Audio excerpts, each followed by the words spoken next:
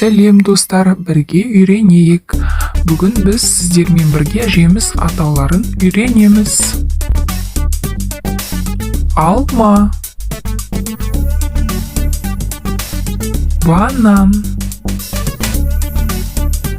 ананас, киви, сары өрік, шабдалы,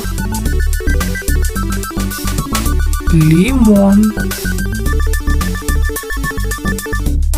шие, апельсин, алмұрт, жүзім, қара өрік, құлпынай, қарбыз, анар, шандала, қарақат, малина,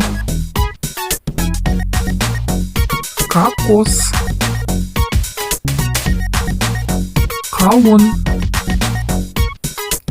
Бізбен бірге болғандарыңызға рахмет. Міндетті түрде каналға жазылыңыздар.